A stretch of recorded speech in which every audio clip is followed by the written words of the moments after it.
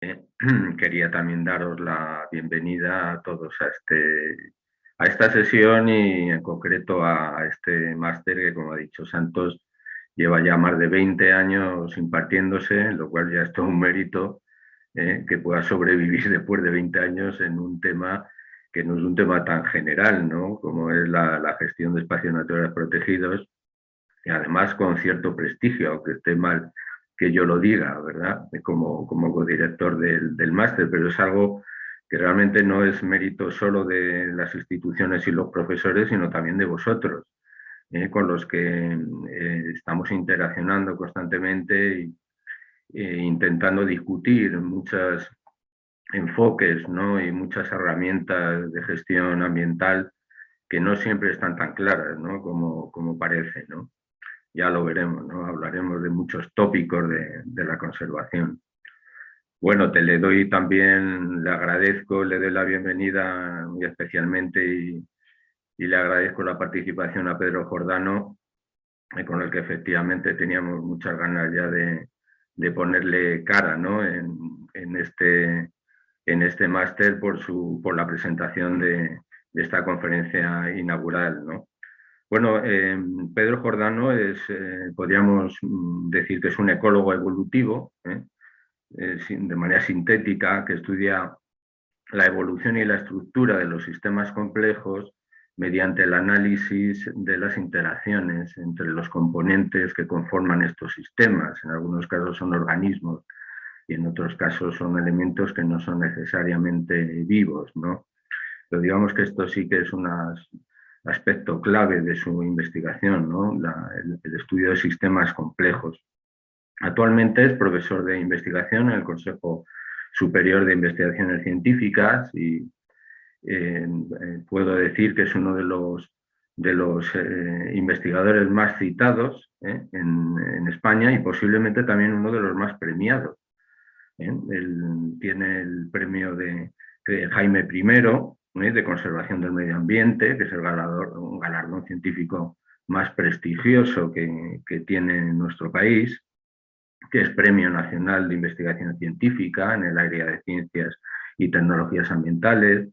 Se le concedió el premio Luis Balaguer, que fue un investigador muy querido por nosotros y amigo personal que participó también en este máster y que es un premio que se le concedió a Pedro a través de la Asociación Española de Ecología Terrestre. Tiene el premio en el 2016 al mejor libro de ecología editado por la British Ecological Society, su libro de redes mutualistas. Y recientemente, si no estoy equivocado, ha sido nombrado académico numerario de la Real Academia de Ciencias, ¿no? Además de ocupar pues otros cargos de gestión y de representación en diferentes organismos nacionales e internacionales con competencias de investigadoras, ¿no? Pero yo más que las estadísticas, yo no soy muy de estadísticas. A mí lo que me gustaría destacar de Pedro Jordano es la visión con la que, o el enfoque con la que contempla lo que estudia, ¿no? Y lo que estudia es la naturaleza, ¿no? Porque desde mi punto de vista es el enfoque que utiliza la gente lo que mejor creo que refleja o describe a los mejores investigadores, ¿no? Y quiero hablar de esta visión porque coincide muy bien con tres de los varios mensajes que queremos transmitir en este máster, ¿no? Y que desarrollaremos a lo largo ya del módulo 2, en el que vais a tener la desgracia de tenerme como coordinador de ese módulo, ¿no? Y en el que vamos a transmitir una serie de mensajes clave, ¿no? Que coinciden muy bien con esta visión, ¿no? Que se puede describir bien, ver bien en los trabajos de Pedro Jordano, ¿no? Primero, la necesidad de incorporar una visión compleja de la naturaleza, frente a la visión tópica, simplista, yo me atrevería a decir casi paternalista, o romántica o esencialista, ¿verdad? Que se suele tener de la naturaleza. Ya hablaremos de estas cosas, ¿no? Las desarrollaremos con más detalle, ¿no? Porque es muy importante. Otro mensaje, la necesidad de incorporar una visión verdaderamente ecosistémica en la gestión ambiental. Y cuando digo verdaderamente ecosistémica, es que casi más importantes que los organismos, ¿no? Que son los que percibimos más favorablemente, ¿no? Que nos fascinan, pues están los procesos. En los procesos de los que dependen esos organismos, ¿no? Y esos procesos que pueden ser físicos, que pueden ser biológicos o que pueden ser culturales. Esta es la mejor definición que hay de ecosistema, es el conjunto de fenómenos y procesos físicos, biológicos y culturales que interactúan.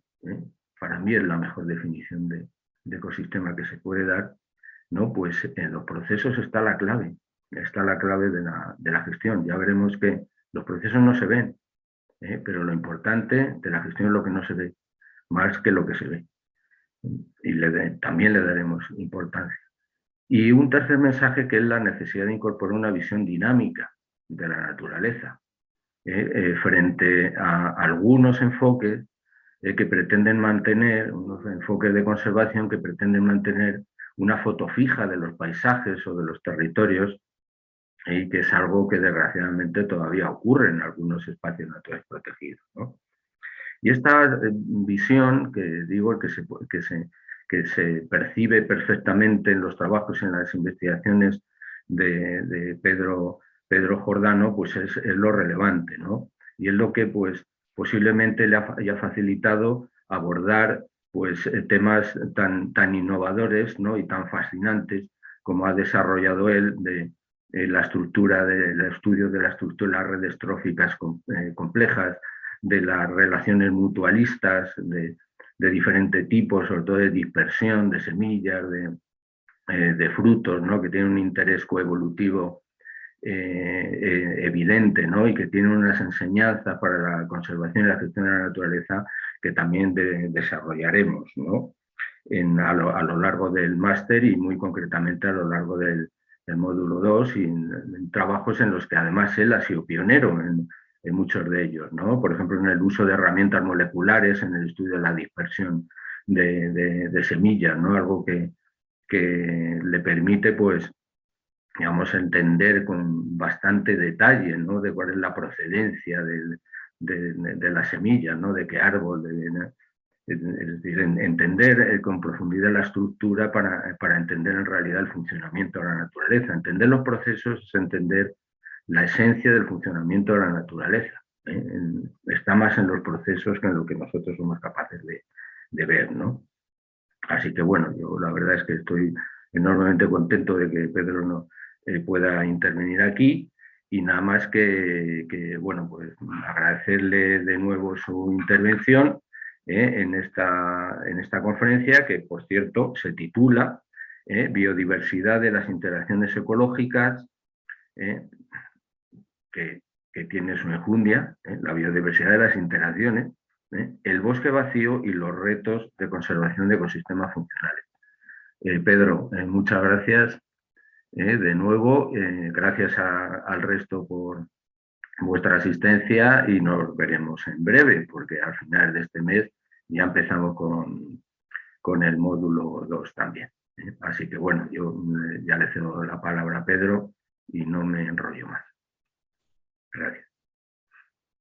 Pues muchísimas gracias, José Manuel, por tu generosa presentación, y también quiero agradecer mucho a Santos y a María, pues, bueno, y a todo el claustro académico del máster, la invitación a participar hoy aquí, nada menos que dando la bienvenida a los nuevos matriculados de la 22ª edición del máster, que ya tiene pues un enorme recorrido, y eso para mí, el tener la oportunidad de hablaros y de hablar también al profesorado del máster, pues es realmente un privilegio. Estoy realmente encantado y os agradezco de corazón esta oportunidad.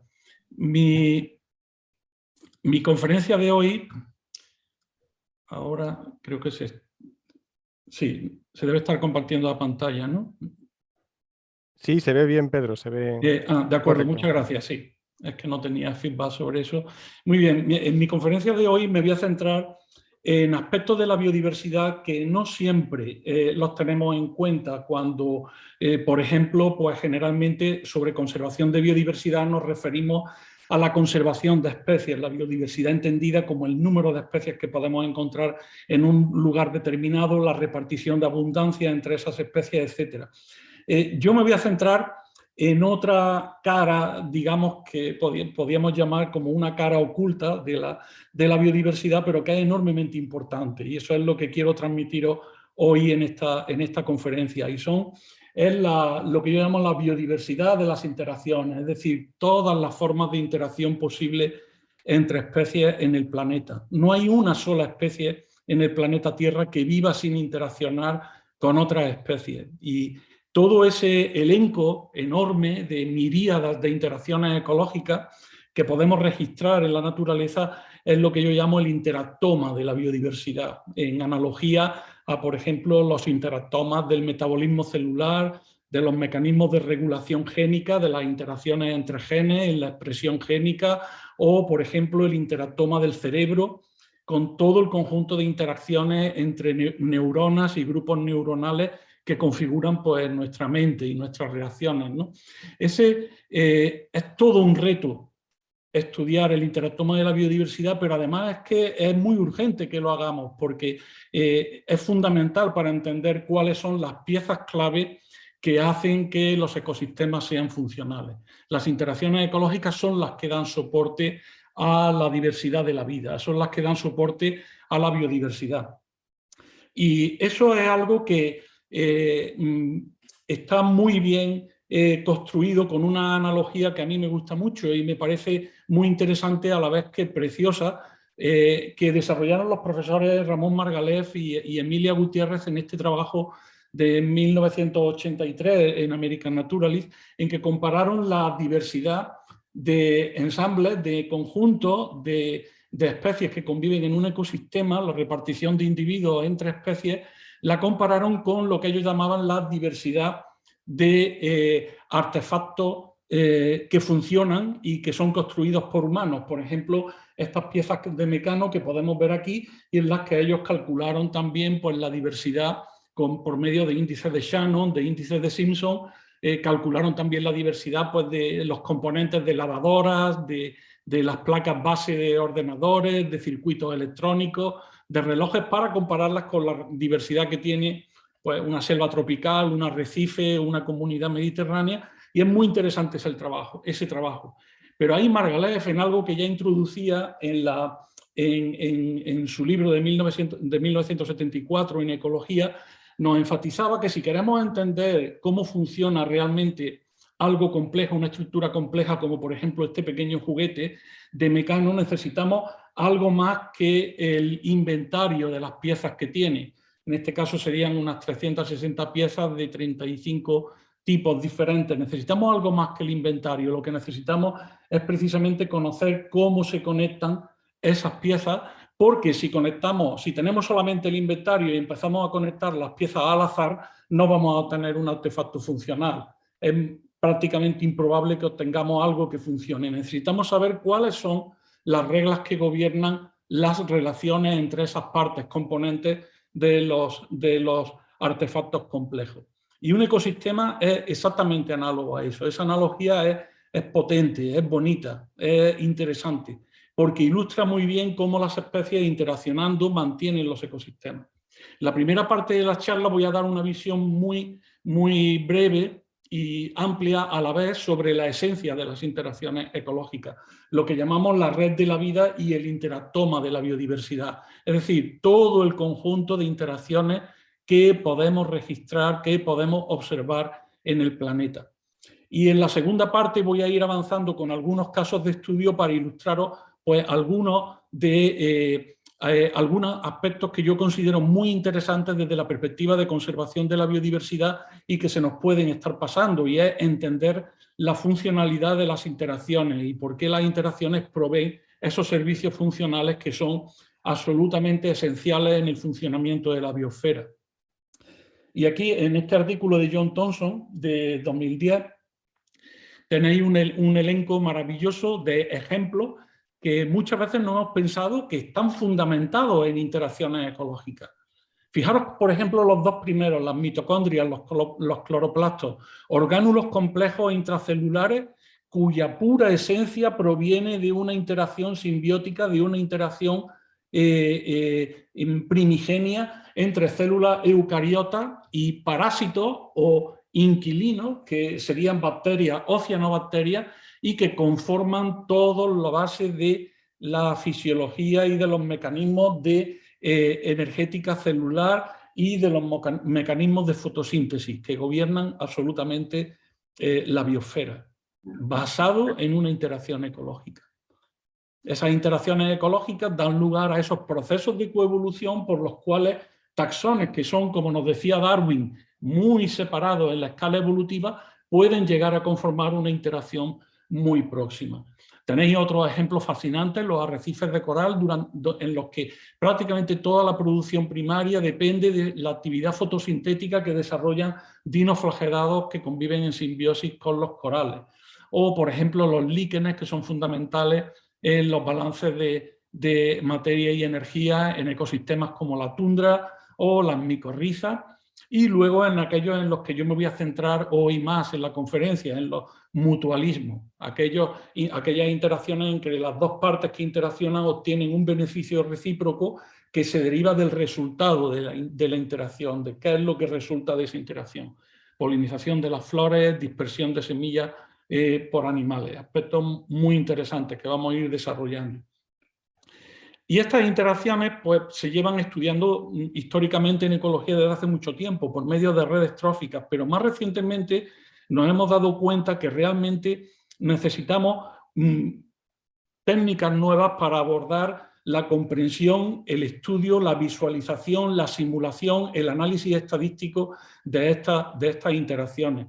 Y por eso en los últimos años, sobre todo en colaboración con los profesores Jordi Vasconte de la Universidad de Zúrich en Suiza y Jens Solesen de la Universidad de Aarhus en Dinamarca, pues hemos puesto mucho esfuerzo para trasladar herramientas que provienen de la mecánica estadística en la física para el estudio de redes complejas y de la topología matemática, sobre todo teoría de grafos, para aplicarlo al estudio de redes complejas de interacción en las que tenemos solamente dos elementos. Por un lado, una serie de nodos que serían especies que interaccionan, como aquí estas aves frugívoras y estas plantas productoras de fruto carnoso, y en segundo lugar, las interacciones que hay entre ellas, es decir, qué especies de plantas ven dispersadas sus semillas y se ven beneficiadas por el consumo de frutos por animales frugívoros que aprovechan la pulpa porque es fundamental para el ciclo vital que ellos tienen, los ciclos vitales anuales. Y hay una miríada de interacciones ecológicas de mutualismo, por supuesto, no solo de dispersión de semillas, también, por ejemplo, de polinización de flores, tanto por insectos como por vertebrados, o también, por ejemplo, interacciones de protección en que las plantas producen nectarios extraflorales y atraen a hormigas que protegen a las plantas, o interacciones de limpieza, que las conoceréis si habéis visto la película de Buscando a Nemo, pues habéis visto cómo van los peces a limpiarse a esas estaciones de limpieza donde tienen pues, otros peces o crustáceos que los limpian. Y son todas esas interacciones, toda esa trama de interacciones es lo que Darwin nos explicaba como el entangled bank, ¿no? Esa ribera enmarañada de un río que conforme avanzamos con la canoa pues vamos viendo y parece que no distinguimos nada porque es enormemente compleja.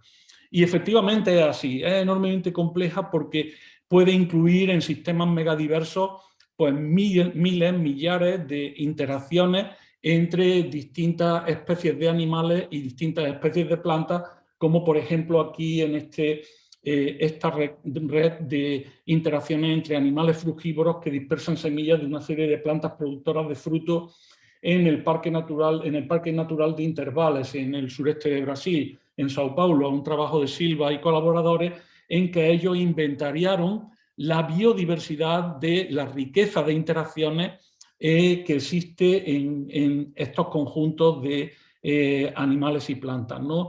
Y Y podemos aquí empezar a preguntarnos algunas cosas. Por ejemplo, ¿obedece esta localización de interacciones a, por ejemplo, si hubiéramos colocado aleatoriamente las interacciones ahí? Pues parece que no, ¿no? Están ordenadas de las especies que interaccionan con mayor número de otras especies del otro conjunto, a las que menos especies interaccionan, y vemos pues, que el patrón es claramente no aleatorio. O, por ejemplo, podemos preguntarnos si distintas especies de mutualistas o distintos grupos de plantas, por ejemplo, las de etapas pioneras de la sucesión o las de las etapas tardías de sucesión, ocupan posiciones aleatorias o no aleatorias dentro de estas redes complejas.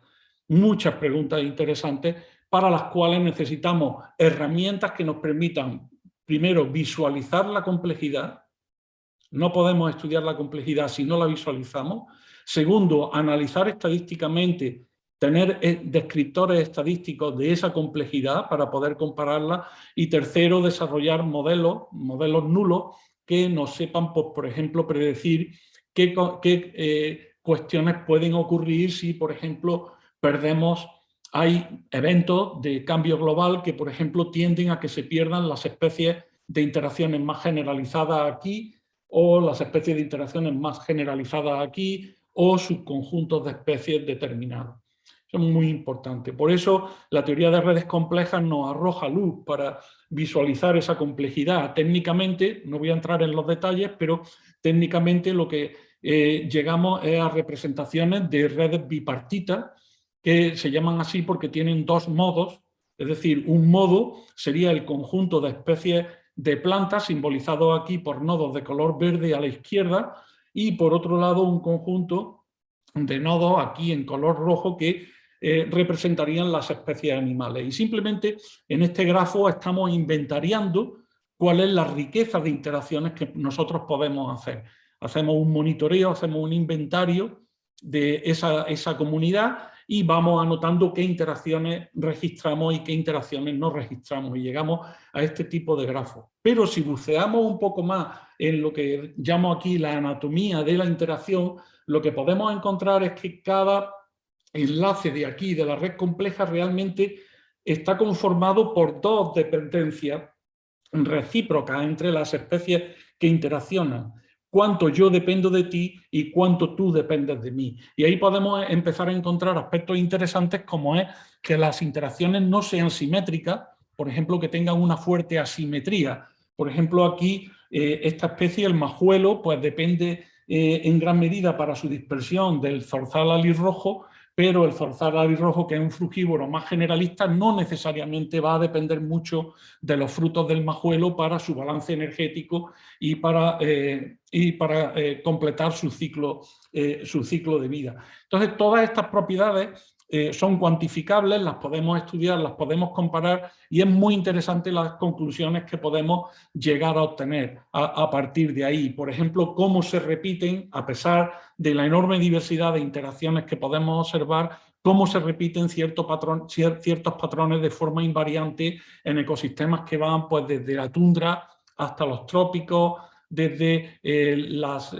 llanuras a las mayores altitudes, en las montañas, o en distintos tipos de interacciones, por ejemplo, esas de limpieza en el arrecife de coral, o las defensas de plantas frente a los herbívoros antagonistas, o, por ejemplo, las interacciones de mutualismo, de polinización, de dispersión de semillas, de micorrización, etcétera, etcétera. ¿Cuáles son? Me interesa saltar aquí un poco y dar en profundidad una visión de qué es lo que acontece cuando ocurre y cuando observamos una interacción ecológica en la naturaleza. Por ejemplo, una interacción en la que los frugívoros acuden a las plantas productoras de frutos carnosos para consumir esos frutos, y cuando salen de la planta, evidentemente llevan dentro de sí, o llevan en el pico o en la boca o pegado a la piel, por adherencia, las semillas de la planta, y contribuyen a la dispersión de la planta y de esas semillas en condiciones que son adecuadas para la germinación y para el reclutamiento poblacional de las plantas, ¿no?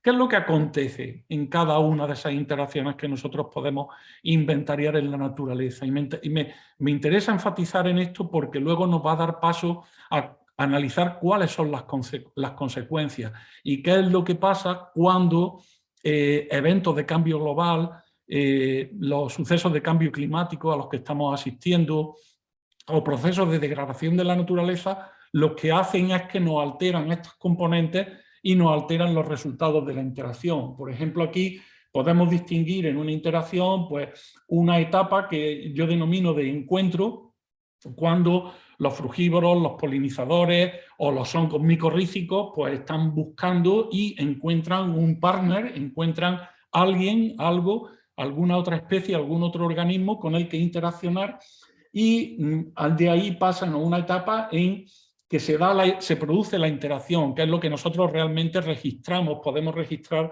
en el campo, como yo creo que todos somos naturalistas y hemos observado interacciones ecológicas. Y una interacción ecológica es simplemente el encuentro entre dos especies, normalmente el encuentro entre individuos de dos especies que probablemente no están muy relacionadas entre sí, por ejemplo, un árbol y una ave frugívora. Y luego hay ahí unos resultados inmediatos de la interacción que nosotros podemos observar en ese preciso momento, por ejemplo, si las semillas son dañadas, por ejemplo, si la flor es polinizada, por ejemplo, si el polinizador deja polen sobre el estigma o simplemente roba néctar, pero no llega a contactar con los órganos reproductivos femeninos de la planta y, por tanto, no realiza fertilización de la flor.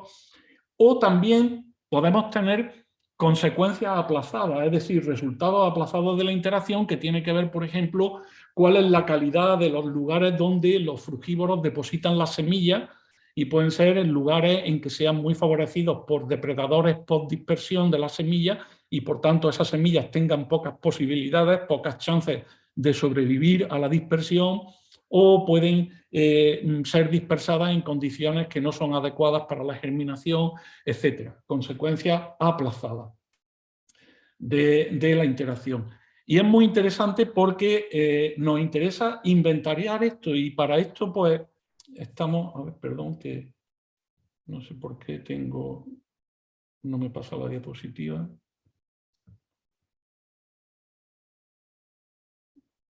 A ver.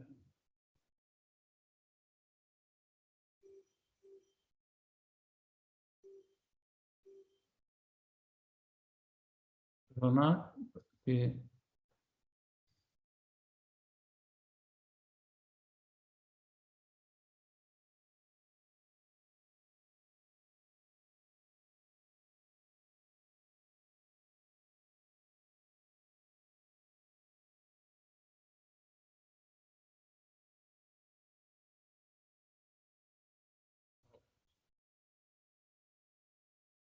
Eso es. Necesitamos inventariar toda esta biodiversidad. Entonces, ahora lo que estamos trabajando, colaborando con el GBIF, que como sabéis es la plataforma internacional para registro de especímenes biológicos y de diversidad biológica, pues estamos trabajando precisamente para revisar los estándares de información sobre biodiversidad y revisar pues, los formatos y vocabulario que están disponibles en el lenguaje fundamental de GBIF, que como sabéis es el Darwin Core, y entonces lo estamos revisando para introducir léxico que nos sirva para caracterizar observaciones que pueda hacer tanto científicos, expertos como público general cuando se registra una interacción, por ejemplo, de mutualismo entre, como en este caso, de esta curruca capirotada consumiendo frutos de este lentisco, ¿no? De forma que podamos tener una plataforma donde podamos canalizar grandes bases de datos sobre registros de la biodiversidad de interacciones. Pero eso necesitamos ir más allá y elaborando una serie de descriptores para poder registrar de forma fiable cuáles son las características de estos encuentros entre las especies, ¿no? de estas interacciones. De forma que después de una serie de años en que hemos estado básicamente describiendo la naturaleza de las redes de interacción, intentando describir estadísticamente la complejidad de estas redes de interacción, buscando patrones comunes en estas redes de interacción, y hemos descubierto unos pocos de ellos, estamos ahora en el campo de redes complejas aplicadas a la ecología, avanzando para entender qué es lo que hay detrás de esos enlaces que veíamos en esos grafos bipartitos, ¿no? cuáles son los detalles de historia natural que podemos encontrar ahí y qué funciones ecológicas son las que se presentan en esas interacciones. De forma que, por ejemplo, se está buscando muy activamente cuáles son los correlatos ecológicos de los nodos, por ejemplo, si nodos o especies que tienen una presencia más central en la red de interacciones, pues son las especies de mayor tamaño, son las especies más generalistas, son las especies que tienen un área de distribución geográfica más amplia, donde se sitúan, por ejemplo, las especies exóticas invasoras, se sitúan en la periferia de la red. Es decir, ¿cuáles son los correlatos de esas posiciones de los nodos? También estamos haciendo un gran esfuerzo por mapear las consecuencias de las interacciones. Es decir, si sabemos que existe la presencia de una interacción, muy bien, vamos a cuantificar qué importancia tiene esa interacción y vamos a ver también qué se deriva, cuál es el resultado, cuál es el outcome que tiene esa interacción para poder derivar y poder estudiar cuáles son las consecuencias que tiene y qué perderíamos si esas consecuencias de la interacción pues, se pierden, se extinguen, ¿no? En definitiva, mapear funciones sobre ese mapa complejo de las redes ecológicas. Ahora, en esta segunda parte de la charla, lo que quiero es repasar con vosotros pues, algunos casos de estudio en que hemos trabajado intentando ver ¿cuál es la relevancia de las interacciones ecológicas? Hablábamos de esa cara que aún, para mi gusto, permanece todavía un poco oculta de la biodiversidad, que es la biodiversidad de las interacciones, y la importancia de eso es algo que refleja esta frase tan bonita del profesor Daniel Jansen, ¿no? Que lo que se nos escapa muchas veces a nuestra visión es una forma mucho más insidiosa de extinción, que cuando nos referimos a la extinción de las especies per se, y esa es la extinción de las interacciones ecológicas. ¿Qué pasa cuando se pierde, aunque no se pierdan las especies, sí se pierde la interacción ecológica? ¿Qué pasa cuando se pierde la funcionalidad que tiene una especie dentro de un ecosistema? No necesariamente se nos extingue. Como vamos a ver, no necesariamente se nos extingue la especie en el ecosistema, pero sí se nos pierde la función. ¿Qué es lo que pasa ahí? Entonces son ejemplos de mis sitios de estudio que los tenéis aquí representados. Yo he trabajado sobre todo mucho aquí en el sureste de la península ibérica, en la Sierra de Cazorla, Segura y Las Villas, en Sierra Nevada, también muy especialmente en el Parque Nacional de Doñana, en Alcornocales. Hemos hecho trabajos también en el Valle del Jerte, más al norte, y luego más recientemente pues también por medio de colaboraciones y con otros postdocs en el grupo hemos trabajado bastante en el archipiélago de Canarias. Como veis son islas españolas que están aquí en el litoral africano, frente a Marruecos, el archipiélago de Canarias que forma parte de todo el área de Macaronesia. Y luego veremos también algunos ejemplos de mi trabajo desde hace 20 años en Brasil, en el sureste de Brasil, en el área de la Mata Atlántica, el bioma de Mata Atlántica, sobre todo en el estado de Sao Paulo, y algunos trabajos que hemos realizado también en el Pantanal de Brasil. Y ahí, ¿cuál es la índole, la idiosincrasia de estas interacciones que os voy a comentar? Pues son fundamentalmente interacciones que se derivan de las relaciones ecológicas entre animales y plantas superiores que producen flores y producen frutos, y en los cuales la principal función que tiene la interacción, tanto durante la polinización como en la dispersión de semillas, como podéis ver aquí, pues son funciones de dispersión.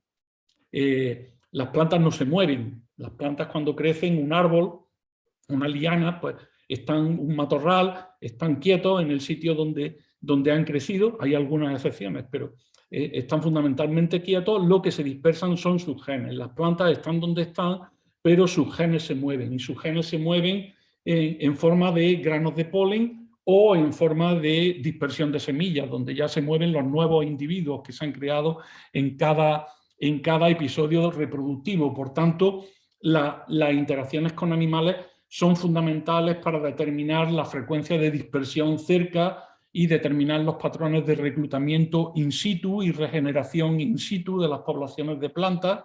Determinan también, como veremos, la colonización, las posibilidades de colonización a larga distancia, y las posibilidades de expansión de áreas, que son fundamentales, por ejemplo, para plantas como respuesta al cambio global, o para determinar la remoción de frutos, que los frutos no queden en la planta, se queden atacados por patógenos y cumplan su misión de reclutar las poblaciones. Y luego, por otro lado, desde la perspectiva de los animales, desde esa perspectiva que yo llamo más zoocéntrica, pues es fundamental. Las plantas, tanto las flores como los frutos carnosos, proveen una serie de recursos alimenticios para una fauna de una biodiversidad enorme, especialmente en la selva tropical, pero por ejemplo aquí en España también en el matorral mediterráneo, donde una gran proporción de las plantas pues, precisan de la intervención de los animales para ser dispersados.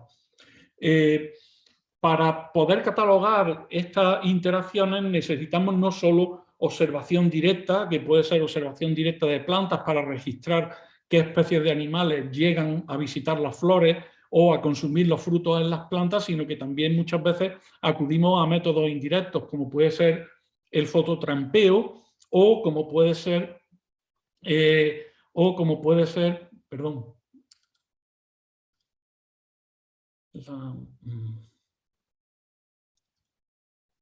o como puede ser el consumo de frutos, las técnicas genéticas. Por ejemplo, algo que hemos desarrollado en colaboración pues, con José Antonio Godoy, Cristina García, Juan P. González Baro, Juanmi Arroyo, son técnicas para identificar el árbol madre, el árbol materno, donde los frugívoros han consumido semillas. Para ello, extraemos ADN del endocarpio de la semilla. Si os acordáis de vuestros cursos de botánica, el endocarpio es esa cubierta leñosa que recubre el embrión que contienen las semillas, y entonces extraemos ADN de ahí, que es un ADN diploide que exactamente idéntico al que podemos muestrear en la población de plantas adultas a partir de hojas, de forma que si tenemos una biblioteca de genotipos multilocus, de marcadores hipervariables, por ejemplo, microsatélites nucleares de ADN para una población de plantas, y luego recuperamos semillas dispersadas por los animales frugívoros a partir de, por ejemplo, las muestreamos en colectores puestos en el campo, pues podemos extraer ADN de ahí y simplemente comparar esos genotipos multilocus del endocarpio de la semilla dispersada en un excremento o en una semilla regurgitada con nuestra biblioteca de marcadores de la población de origen y asignar una semilla inequívocamente de qué planta ha provenido. Por supuesto, encontramos semillas que no son asignables a la población de origen y las interpretamos como semillas que han llegado por medio de dispersión a muy larga distancia. Pero por otro lado, más recientemente, en colaboración con Juan P. González Baro y Carlos Carballo y Cristina García y Juanmi Arroyo, estamos también recuperando ADN de restos de, por ejemplo, el tejido esofágico del buche de las aves frugívoras o del intestino, que quedan adheridos a la semilla una vez que la semilla es defecada al traspasar por el tubo digestivo o bien es regurgitada. Y eso nos permite, comparando con el Barcode of Life, con una librería de marcadores moleculares, pues identificar la especie de frugívoro que dispersó esa semilla. Ello nos permite, es muy interesante porque nos permite asignar la funcionalidad de distintas especies de frugívoros a la función de dispersión y ver cuál es el resultado en términos de dispersión en distancia desde la planta madre. Y eso ha sido muy interesante, pues, por ejemplo, en trabajos que venimos realizando desde 2000 en colaboración con Mauro Galetti, Paulo Guimaraes y Marco Aurelio Pizzo de la Universidad de Sao Paulo y de la UNESP en Río Claro, en los que hemos trabajado en el estado de Sao Paulo en el bioma de la Mata Atlántica para estudiar cuáles son las consecuencias de la defaunación en la pérdida de los servicios ecológicos de dispersión de semillas. Y ahí veis, por ejemplo, la Mata Atlántica. Este es un mapa del estado de Sao Paulo, aquí en el sureste de Brasil, y veis cómo la extensión primigenia de la Mata Atlántica se ha ido progresivamente reduciendo por fragmentación y por alteración del bosque, de forma que en este siglo pasado y en el presente siglo, pues prácticamente lo que tenemos es un remanente solamente del 12% de la extensión original del bioma de la Mata Atlántica, que nos queda acantonado en estas áreas que tenemos aquí marcadas en color verde oscuro. Es prácticamente solamente un 12% un 80% del cual está en fragmentos de menos de 50 hectáreas. Es evidente que si tenemos un objetivo de recuperación, de reforestación de la mata atlántica, lo que vamos a necesitar es entender muy bien cuál es la dinámica de recolonización, la dinámica de expansión de áreas, la dinámica de dispersión de semillas de las especies de la mata atlántica para poder garantizar que podamos recuperar lo máximo de ese bioma. Y paralelamente a esta fragmentación hay otro efecto que es la caza, y cuyo impacto pues, es enorme, no solo en áreas tropicales, también en el bosque mediterráneo y en bosques europeos, pues es muy grande el impacto que hay por la caza de grandes animales frugívoros. Por ejemplo, aquí en este trabajo de maestría de Rodrigo Nobre, él convivió con una familia de 7 cazadores de la Serra do Mar, aquí en Brasil y en el sureste de Brasil, y ellos en un año, pues esto es las cifras que tenían cazadas, pues más de 400 tucanes, casi 200 tinamúes y unos 70 grandes crácidos. Eso es un impacto de la caza que hace que se extirpe un subconjunto muy distinto, un subconjunto muy peculiar de animales que son potencialmente dispersores de las plantas que producen frutos carnosos en la pluviselva atlántica, que serían las grandes aves frugívoras, de tal forma que si observamos todo el elenco de aves frugívoras que interacciona, por ejemplo, con una especie endémica de allí, como es el palmito yusara, que nosotros hemos estudiado bastante su dispersión y del que voy a hablar ahora, pues vemos que respecto al área pristina, cuando pasamos a un fragmento, lo que tenemos es un subconjunto no aleatorio de todo ese elenco de animales frugívoros que teníamos ahí. Digo que no es aleatorio porque los que nos quedan son las especies de aves más pequeñas, más generalistas de hábitat, que son capaces de sobrevivir en ese 80% de fragmentos de menos de 50 hectáreas remanentes de la mata atlántica. Y eso tiene consecuencias, acarrea consecuencias porque aproximadamente un 18% de las más de 2.000 especies de árboles que producen frutos carnosos en la mata atlántica tienen semillas que tienen más de 12 milímetros de diámetro. Y por tanto, solo para esos elementos de la flora y de la vegetación de la mata atlántica, solo los grandes frugívoros son capaces de engullir, de procesar y de dispersar adecuadamente esas grandes semillas que, como veremos ahora, tienen una importancia ecosistémica en el balance de biomasa y energía y almacenamiento de carbono en el bosque fundamentales, ¿no? Lo que nos queda es una disminución de tamaño de 7 veces en la fauna que queda en los fragmentos, que son fundamentalmente especies de túrdidos, sobre todo con algún pequeño tiránido, las especies más generalistas que podemos encontrar allí, y que son especies mucho más pequeñas, incapaces de dispersar, de proveer ese servicio de dispersión adecuado a la vegetación de la mata atlántica, la vegetación que tiene semillas grandes. Nosotros, en colaboración con Mauro Galetti y con otros investigadores de Brasil, pues lo que hemos estudiado la dispersión del palmito yusara, en que hemos encontrado una gran varianza de tamaño de semillas, pero de forma interesante lo que nos encontramos es que en los bosques pristinos, no fragmentados y donde se presentan con baja incidencia de la caza, vemos que la producción de las semillas son de tamaño significativamente mayor, mucho más grande, las tenéis aquí en color verde claro en esta distribución de frecuencias de tamaño de semillas, serían estas de aquí, frente a si las comparamos con las semillas que se producen en las áreas fragmentadas, las áreas fuertemente defaunadas que carecen del papel dispersor de las grandes aves frugívoras. Veis que las semillas son consistentemente de tamaño mucho menor.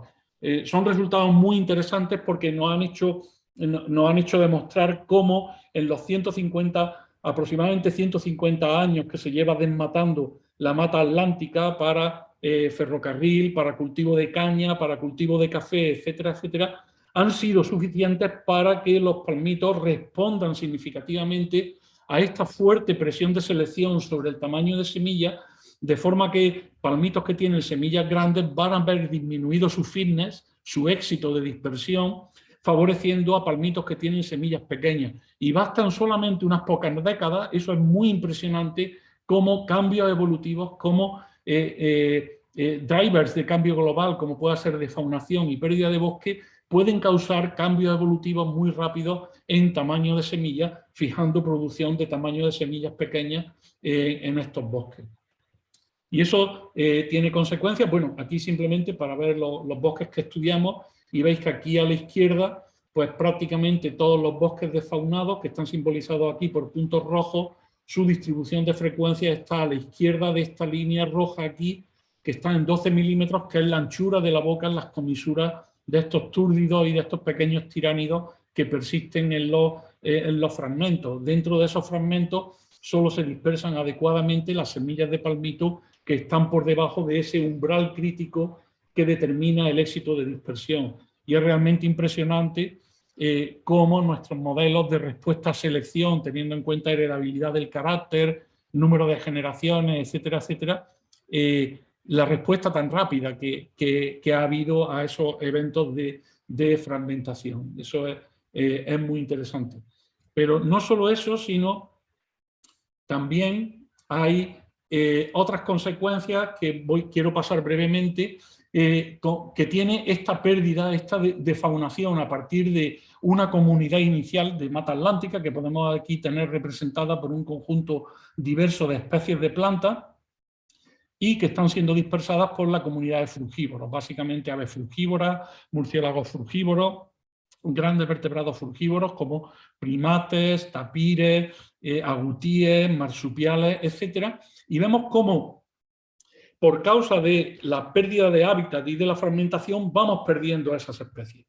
Y obviamente la fragmentación y la caza, donde dan más fuerte es en los extremos de mayor tamaño corporal, es decir, los primeros que se van a perder aquí van a ser los grandes tapires, los grandes tucanes, los grandes crácidos, los grandes primates, de forma que en la comunidad desfaunada lo que nos van a quedar son los pequeños frugívoros que solo son capaces de dispersar las semillas de pequeño tamaño. ¿Qué es lo que ocurre? Pues que se nos pierden en los fragmentos una fracción de la flora cuya dispersión colapsa por completo en estos bosques.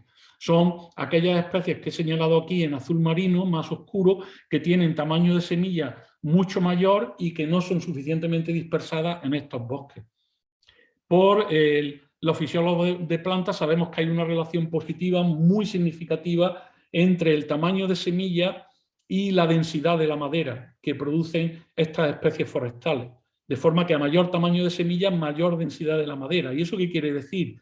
Pues que si perdemos esas plantas de semilla grande, estamos perdiendo aquellas especies del bosque maduro que concentran la mayor capacidad de fijación de carbono porque tienen maderas mucho más capacitadas para fijar carbono que lo que nos está quedando en los remanentes de estos bosques.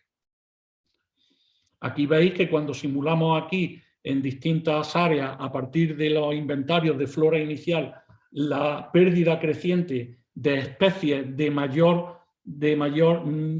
semilla, de tamaño de semilla mayor de 12 milímetros, veis que tenemos aquí caídas muy significativas del potencial de almacenamiento de carbono en términos de megagramos por hectárea en estos bosques y pérdidas muy superiores a las que encontraríamos si esa extinción de especies en el bosque, en la floresta, fuera al azar, independientemente del tamaño de semilla, en que prácticamente no tendríamos una señal de pérdida de potencial de almacenamiento de carbono. Por tanto, estas extinciones, estos colapsos de dispersión de las semillas pueden tener una señal muy importante en aspectos ecosistémicos.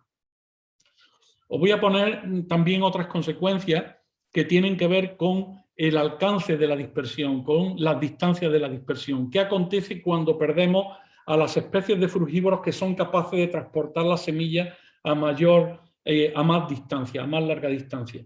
Aquí nos vamos ahora a las Islas Canarias, de nuevo, recuerdo, están aquí en el Océano Atlántico, frente a la costa de Marruecos, en localidades, en latitudes casi ya tropicales o subtropicales, y veis aquí que son este conjunto de islas, en las cuales, en las tres islas centrales, que son Gran Canaria, Tenerife y La Gomera, tenemos esta especie de planta que es endémica, es del género Neocamaelea pulverulenta. Es una especie antiguamente en la familia de las neoráceas y ahora en las rutáceas, Y esta especie es exclusivamente dispersada por los grandes lagartos frugívoros del género Galotia, que constituyen una radiación adaptativa dentro de la fauna de reptiles y concretamente de este género de lacértidos en las islas macaronésicas, concretamente en las Islas Canarias. De tal manera que en estas tres islas, desde Gran Canaria a Tenerife y finalmente en La Gomera, lo que encontramos es un escenario de lo que llamamos defaunación. Es decir, en las Islas Canarias, pues aproximadamente hace 3.500 años, 3.500, 3.000, 2.800 años, llegaron los primeros habitantes humanos, los guanches, los indígenas guanches, y a partir de esa llegada, pues la presión de predación, ellos consumían muchos lagartos y entonces han desaparecido especies endémicas de Galotia en las islas. ¿Qué especies han desaparecido? Las especies de tamaño más grande, específicamente Galotia goliath, que tenéis aquí un cráneo recuperado de una tumba guanche, y era un lagarto pues mucho mayor que los lagartos más grandes que podemos encontrar ahora supervivientes en la isla. De tal manera que en Gran Canaria tenemos todavía una forma de lagarto gigante que es Galotia stellini, que es superviviente y que se aproxima bastante a la forma subfósil de Stellini que teníamos en Gran Canaria. En Tenerife se ha producido una deformación más amplia. La forma superviviente más grande que tenemos es Galotia galoti, que es de tamaño sensiblemente menor que Galotia goliath, la especie extinta, y que todavía es capaz de consumir estas semillas de Neocamelea y dispersar las semillas de forma adecuada. Pero en La Gomera tenemos una extinción completa de estas especies. Ahora se ha descubierto una especie gigante, pero está en peligro de extinción. Realmente hay un acantonamiento mínimo de un número muy bajo de especímenes y se está intentando recuperar, y solo nos queda Galotia cesaris, que es una especie fundamentalmente insectívora y que no es capaz, por su pequeño tamaño, tenéis aquí abajo, este de aquí abajo es un cráneo de cesaris, fijaros que es mucho más pequeño que Galotia goliath, y es incapaz de manejar, de dispersar de forma eficiente pues, esas semillas de Neocamelea, que son bastante grandes. ¿Y qué es lo que encontramos? Pues en el área en que no está defaunada, en Gran Canaria, y que todavía la planta puede interaccionar y es servida con una dispersión muy eficiente por parte del lagarto gigante, por parte de Galotia stellini, pues tenemos este kernel de dispersión, que es simplemente cómo varía la probabilidad de llegada de la semilla a distancias crecientes de la planta madre. Ahí, a partir de excretas de los lagartos, de semillas recuperadas de los excrementos, hemos usado estas técnicas genéticas para asignar la semilla a la Neocamelea, de donde previsiblemente esos lagartos consumieron la planta, de forma que podemos sacar estas distribuciones empíricas de distancia de dispersión. Y veis aquí que hay eventos de dispersión. Esto es lo que se llama una distribución de fat tail, de cola gorda, en la cual existen eventos de dispersión a muy larga distancia para estos dispersores. ¿Qué pasa cuando nos vamos al escenario que es sensiblemente defaunado, que es Tenerife, donde se nos ha extinguido Galotia goliath y no tenemos algo similar a Stellini, sino que nos queda Galotia galoti, que todavía dispersa semillas, pero veis aquí que la distribución, el kernel, se hace mucho más leptocúrtico y perdemos una fracción muy importante de los percentiles de distancia de dispersión más alto. De forma que cuando vamos al escenario de La Gomera, el más defaunado, donde solo tenemos a Galotia cesaris, pues el kernel de dispersión en distancia básicamente se trunca.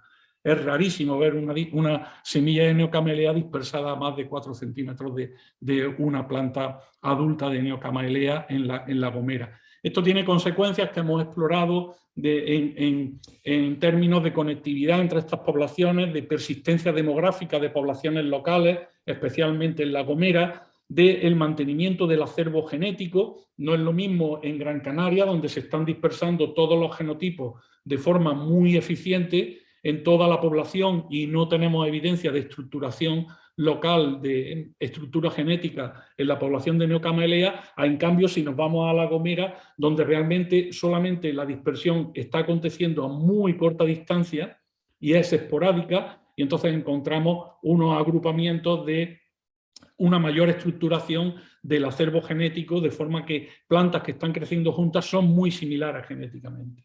Y eso pues tiene consecuencias en términos pues, de éxito de fructificación, etcétera, etcétera, que no voy a entrar en los detalles.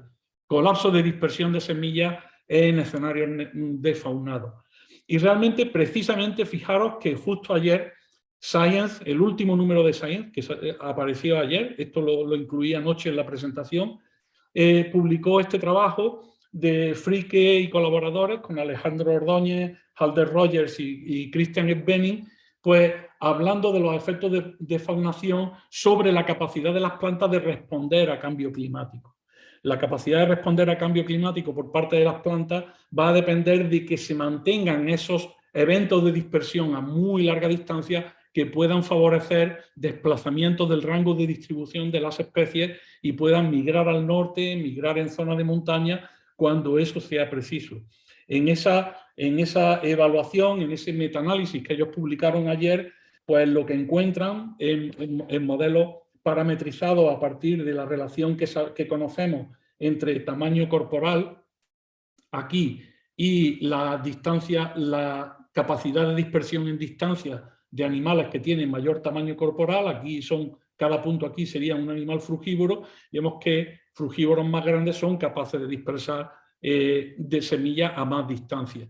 Dentro de sus modelos, ellos estiman también cuáles son las chances de germinación de la semilla, de incrementar la capacidad de germinación de la semilla tras pasar por el tubo digestivo. Revisan más de 3.000 experimentos en todo el mundo, donde se ve, fijaros aquí, el umbral de cero, todos los puntos que están por encima de cero son evidencias experimentales que el paso por el tubo digestivo de la semilla en la dispersión de semillas por parte de los frugívoros favorece, incrementa las chances las posibilidades de germinación de la semilla y por tanto de establecimiento exitoso. Entonces, ¿qué es lo que ellos ven? Pues que en escenarios de cambio global en los cuales incrementamos, fijaros que aquí está con números negativos, incrementamos el porcentaje de riqueza de especies de animales frugívoros que se pierden o incrementamos el porcentaje de diversidad funcional de esos animales frugívoros que se pierden, fijaros cómo se dispara en un aumento muy por encima de la línea que sería de no cambio, cómo se dispara el cambio, otra vez en disminución del potencial de dispersión a larga distancia. Es decir, con incrementos muy leves, solamente una pérdida del 15% de la diversidad de especies, se nos dispara la pérdida de posibilidades de las plantas de dispersarse a larga distancia.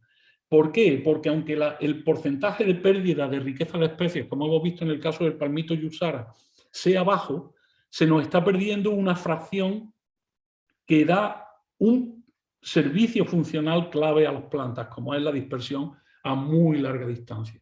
Entonces, malas noticias, es muy urgente que seamos capaces de inventariar la diversidad de estas interacciones para poder detectar y poder predecir de forma temprana en qué situaciones plantas y bosques enteros van a ser capaces de responder a estos escenarios de cambio global.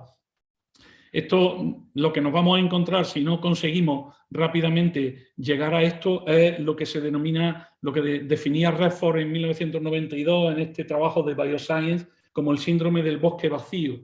Aunque encontremos un bosque lleno de árboles, algo no funciona, funciona mal en ese bosque. Y eso se da porque se pierden especies de grandes animales que proveen estos servicios ecológicos. Por ejemplo, esta es una revisión más reciente del síndrome del bosque vacío por Wilkie y colaboradores, y ellos ven ahí, por ejemplo, cuáles son los porcentajes de disminución de densidad de población de grandes mamíferos por caza directa, tanto en áreas neotropicales como paleotropicales, en África y en Asia.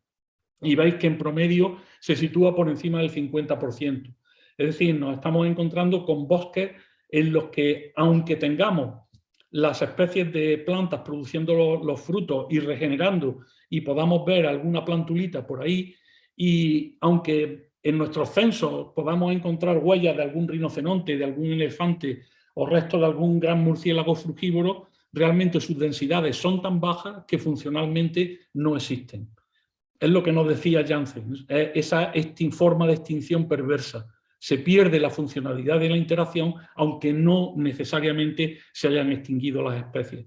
O sea, la pérdida de interacciones ecológicas ocurre muy antes, mucho antes que la extinción de las especies. Lo que pasa es que muchas veces se nos pasa desapercibido. Es lo que nos decía Redford en el trabajo. No deberíamos dejarnos engañar por un bosque lleno de árboles, haciéndonos creer que todo está bien, que todo está funcionando bien. Hay cosas que pueden no estar funcionando tan bien. No sé si me queda tiempo para un último... Bueno, creo que sí. Estamos hablando de pérdida de especies, pero ¿qué pasa cuando ganamos especies? Simplemente poneros un ejemplo final de el efecto de especies introducidas. Y ahora me voy a ir a interacciones de polinizadores y plantas. Con Alfredo Valido y Candelaria Rodríguez hemos estado trabajando en el área del Teide. Aquí este es el volcán del Teide, en Tenerife, en Islas Canarias, estudiando las interacciones de polinización entre plantas, la mayor parte de ellas de toda esta zona del Parque Nacional del Teide, pues son endémicas de Tenerife, de Canarias o del archipiélago macaronésico. La polinización por insectos, en su mayoría también son endémicos, y también por vertebrados. ¿Y cuál es el papel de la introducción de las abejas, que es una especie exótica que se cría allí? Es decir, tienen los apicultores, el Parque Nacional del Teide, cada año se autoriza en un día concreto, en medio de la floración, en el pico de máxima floración que se da en estas zonas de los llanos de Ucanca, de la caldera del Teide, de la antigua caldera del Teide, pues llegan y autorizan los asentamientos de las colmenas. Son asentamientos muy numerosos, se autoriza el establecimiento de miles de colmenas, de forma que en una revisión que tenemos hecha con Alfredo y con Cande, pues hemos visto que son las densidades de uso apícola más altas que hay en el mundo, en el planeta. Se dan ahí, en Canarias. En una noche suben los apicultores, colocan los apiarios y entonces a la mañana siguiente pues todo el parque está convertido pues, en una nube de abeja doméstica que está polinizando todas estas especies. Nosotros hicimos lo mismo. Lo que hicimos fue en nuestros plots de estudio, donde estuvimos documentando las interacciones entre las diferentes especies de plantas y sus polinizadores. Vemos aquí, cada rectángulo aquí es una especie de polinizador. Tenemos aquí un pequeño grupo de vertebrados, aquí un pequeño, todos los himenópteros, abejas, abejorros, etcétera. Aquí lepidópteros, dípteros, coleópteros, y aquí varias especies de plantas. Son prácticamente todas las especies de matorral que hay, no es un matorral muy diverso. Entre los vertebrados encontramos polinizando lagartos y también especies de aves, especies de paseriformes. Y lo que tenemos es un año que llamamos control, en el cual los apicultores no subieron, no hubo mal tiempo, se complicaron las cosas y prácticamente no hubo subida de colmena al Parque del Teide. Lo llamamos un año control porque antes de la subida de las colmenas y después de la fecha en que todos los años suben las colmenas, el efecto de Apis, que es esta especie aquí en rojo, pues veis que prácticamente tiene el mismo papel.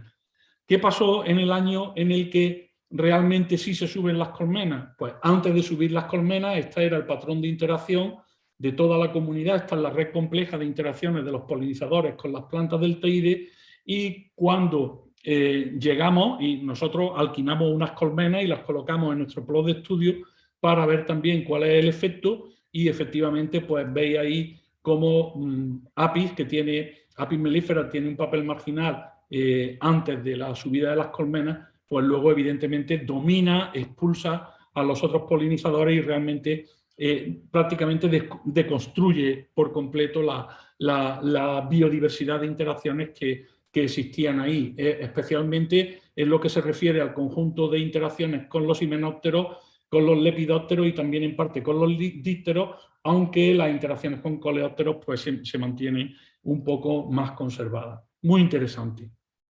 Ahí medimos también cómo varía el éxito de polinización para plantas individuales. Aquí cada redondelito es una planta individual, en este caso de Taginaste, que es esta planta tan espectacular, endémica de Tenerife, el Taginaste rojo.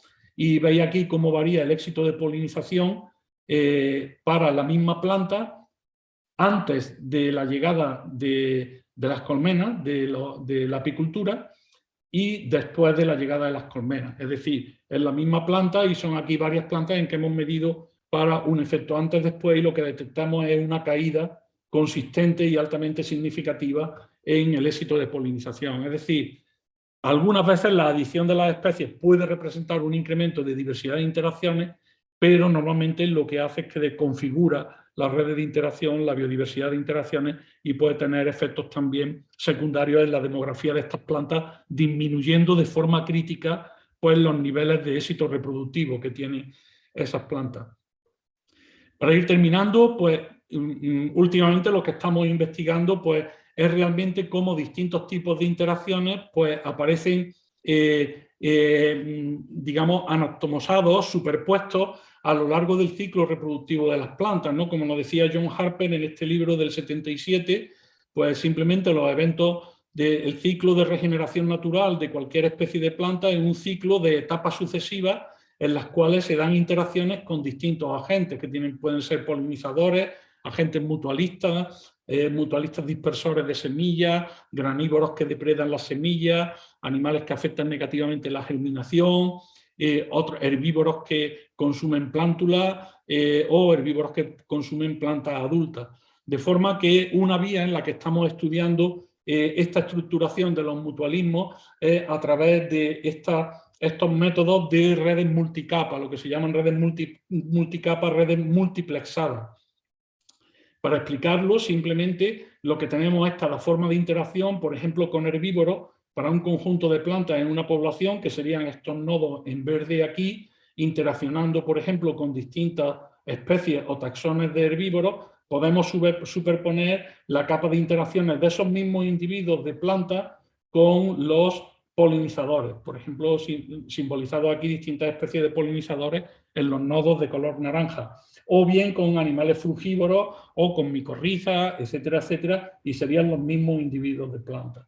Son redes multicapas, se llaman técnicamente multiplexadas porque fijaros que la misma planta está presente en todas las redes, de forma que estas conexiones interlayer, intercapa, podrían ser representativas, son representativas, de hecho, en nuestro análisis de los efectos sobre fitness que tiene cada una de las capas en la siguiente capa. De tal forma que lo que nos interesa es identificar cuáles son grupos, subconjuntos de especies, bien sea de polinizadores, de micorrizas, de dispersores de semillas, pero que se encuentran unidos entre sí por estos efectos sucesivos. Sería como si viéramos estas capas sucesivas de las redes de interacciones como si fueran un túnel.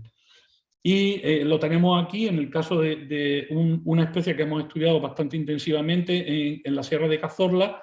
Veis aquí que es Prunus majaleb, el cerezo de Santa Lucía, y veis aquí los triángulos amarillos serían árboles individuales diferentes, cómo interaccionan con distintas especies de herbívoros en esta primera capa, con distintas especies de polinizadores en esta segunda capa y con distintas especies de frugívoros en esta segunda capa. Lo que estamos estudiando es la estructura de la red compleja multicapa de estas interacciones para intentar ver realmente cuál es la dimensión que pueden tomar estos interactomas realmente en la naturaleza y qué consecuencias tienen. Esto es muy urgente. ¿Por qué? Porque las interacciones, ese interactoma de la biodiversidad es un sistema complejo. El interactoma es el número total de interacciones, como yo defino, en un sistema complejo de n componentes. ¿Qué es lo que pasa? Pues que en teoría de sistemas complejos, a medida que aumentamos el número de componentes, aumenta también supraexponencialmente el número de formas distintas en que esos componentes pueden conectarse. Por ejemplo, eso es lo que se llama el número de Bell. Por ejemplo, para solamente 3 elementos el número de Bell es de 5, pero si en vez de 5 elementos tenemos 10 elementos, el número de Bell es 115.975. Si tuviéramos solamente 5 elementos en vez de 10, estas son las 52 formas distintas que podrían conectarse esos 5 elementos, esos 5 nodos. Imaginemos que sean especies de alguna forma, ¿no? Entonces, en sistemas ecológicos que podían estar del orden de 3 órdenes de magnitud hasta 6,5 órdenes de magnitud, dependiendo del área o de la extensión que nosotros estemos intentando monitorizar, intentando inventariar, pues podemos tener los mismos problemas que tienen los neurólogos intentando descifrar el interactoma del cerebro, o los mismos problemas que tienen los bioquímicos intentando descifrar el interactoma de la red de metabolismo celular, que tenemos miríadas de interacciones en las cuales es virtualmente, logísticamente imposible examinar experimentalmente una por una cada una de esas interacciones. Eso supone nuevos retos para el estudio de funciones ecológicas en estas redes de interacciones mega diversas. Es lo que Koch denomina en ese trabajo de Science el freno de la complejidad. Es decir, tenemos que ser capaces de vencer ese freno y que nos sea posible entender sistemas complejos, porque es bastante urgente, ¿no? Y a medida que incrementamos ese número de componentes, pues el tiempo que puede llegar a, por ejemplo, tiempo de computación, ¿no? Para simulaciones de esas redes de interacciones, pues fijaros cómo se proyecta aquí rápidamente en el orden, en la magnitud de millones de años realmente. O sea que son retos verdaderamente importantes. Voy a terminar ya aquí, que creo que me he pasado un poco del tiempo, simplemente recordando los puntos fundamentales. Pérdida de biodiversidad no es solo extinción de especies. La pérdida de biodiversidad hay una forma más perversa de esa extinción, que es la extinción de interacciones ecológicas, que sabemos que ocurre generalmente mucho antes de la extinción de una especie.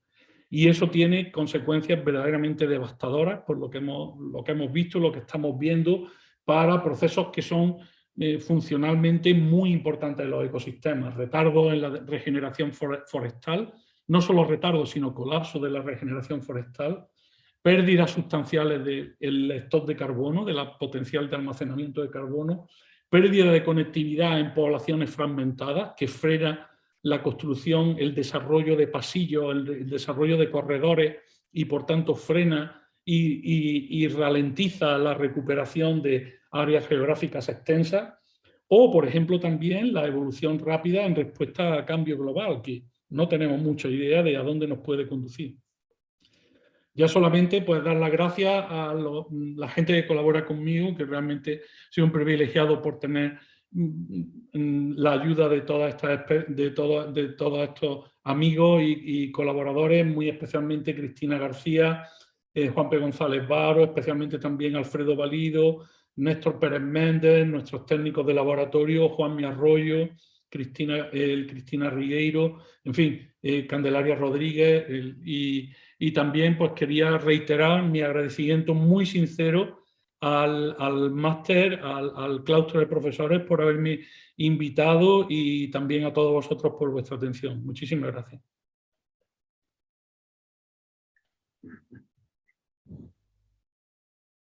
Pues muchas gracias, Pedro. Ahora tenemos todos los micros cerrados, pero si no podrías oír el aplauso que está resonando en el interior de nuestras cabezas en este instante, porque ha sido una conferencia verdaderamente modélica en la combinación del interés de lo que has contado y lo bien que lo has contado, haciendo accesible lo complejo, que en este caso nunca mejor dicho. Tenemos ahora unos minutos, si nos aguantas todavía un ratito más, claro, para que cualquiera de los que aquí se han congregado intervenga. Somos muchos, entonces puede ser si queréis, levantáis la mano y yo os nombro, o José Manuel, o en fin, como estamos en familia y entre amigos, nos organizamos sobre la marcha. Yo veo José Manuel, si tú ves alguna otra mano que yo no vea, también les puedes dar paso. Yo veo a Lucía que ha levantado la mano. Bueno, yo, si te refieres a ver, yo no veo bien porque no puedo ver la cara de todo el mundo. Vale, se ve que mi ordenador no es capaz de aguantar tanta imagen. Se podría levantar la mano a lo mejor a través del chat o de otra forma, ¿no? Bueno, no te preocupes, yo creo que sí los veo, y si no, si alguien ve que no le estamos haciendo caso, pues que abra el micro e interrumpa. Entonces yo veo a Lucía y luego a Edison. Entonces abrís vuestro micro e intervenís. en este orden y luego con los que sigan. Lucía. Vale, gracias. Pedro, yo soy de aquí de Canarias y me llamó la atención que en el estudio de los lagartos no tuvieran en cuenta a Galotia simonyi del hierro. ¿Es porque la planta no está presente allí o por otro motivo? Sí, muchas gracias, Lucía. Efectivamente, no está presente allí. Neocamelea es endémica de las 3 islas centrales. No hemos encontrado Neocamelea en el hierro. Y luego simonyi es una de estas reliquias, de los lagartos gigantes de los que hablaba. Es una de las reliquias que se consideraba extinguida, desaparecida, y ahora se está recreando sus poblaciones con éxito, precisamente. Pero por eso no lo hemos tenido en cuenta. De hecho, en Gomera pues está también gomerana, que es una especie que se consideraba extinta y que Alfredo Valido junto con Manolo Nogales descubrieron hace muy pocos años en unos andenes prácticamente inaccesibles de la costa, y ahí pues persisten, ¿no? Pero claro, biológicamente son densidades de estos lagartos gigantes que no tienen una relevancia para las poblaciones de Gomera de la orijama, de Neocamelea. Pero gracias por la pregunta, sí, que me ayuda a matizar eso. Realmente, o sea, la respuesta es que realmente el único lagarto gigante ahora mismo con poblaciones realmente importantes es Stellini en Gran Canaria. Gracias, pues desde Ecuador, bienvenido Edison, si quieres intervenir. Tenías una pregunta en el chat, pero creo que puedes reformularla ahora y así ya queda todo contestado. Cuando quieras, Edison. Listo, muy buenos días acá en Ecuador. Y bueno, primero felicitarles, realmente soy de la promoción 2012 de Masterianos, una gran experiencia, un gran camino por recorrer, y felicitaciones a los dos masterianos que se incorporan. Y bueno, también una excelente presentación sobre esto de bosques vacíos.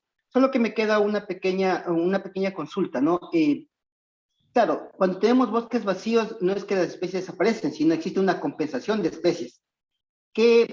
¿Cómo reaccionan los sistemas con esta compensación de especies? Y segundo, el rato que tenemos un bosque vacío, ¿qué tiempo tenemos que ver para ver cómo cambia la dinámica de los ecosistemas? Eso, muchas gracias.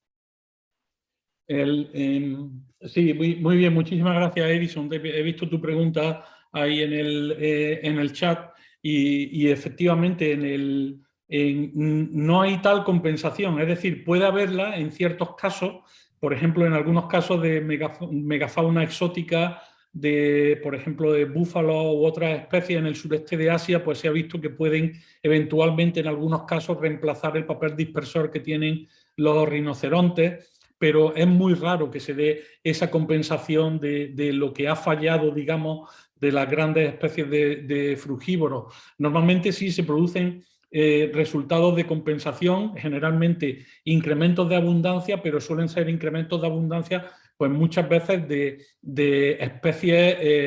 especies antagonistas, por ejemplo, especies granívoras.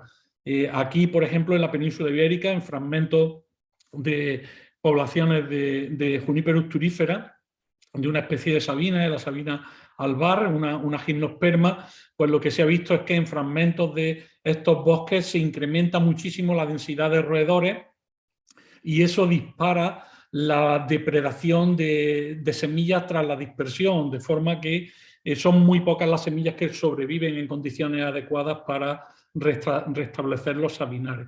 O sea que realmente no se producen, no estamos encontrando que se produzcan esas compensaciones, salvo en algunos casos excepcionales.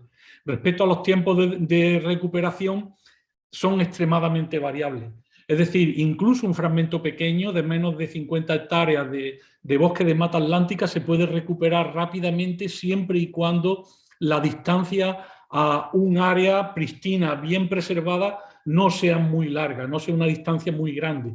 Y si existe algún corredor, si existe algún pasillo ecológico que permite, por ejemplo, a especies de grandes dispersores, como pueden ser pues, pues monocarbohídro o como pueden ser las antas, los tapires, el desplazarse pues puede efectuar llegada de semillas a esos sitios. Entonces va a depender mucho de esa casuística. Es difícil dar una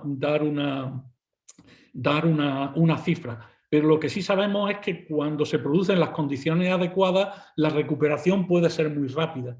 Por ejemplo, eso lo ha visto gente aquí en la península ibérica, aquí en España, con Regino Zamora de la Universidad de Granada, en recuperación del bosque tras el fuego, aprovechando bolsas remanentes de vegetación que quedan después del fuego. Simplemente la actividad de aves frugívoras y de mamíferos frugívoros que llegan a esos remanentes y empiezan a dispersar semillas a partir de esos remanentes, ellos han visto que puede tener un potencial fortísimo en lanzar la recuperación muy rápida después del fuego.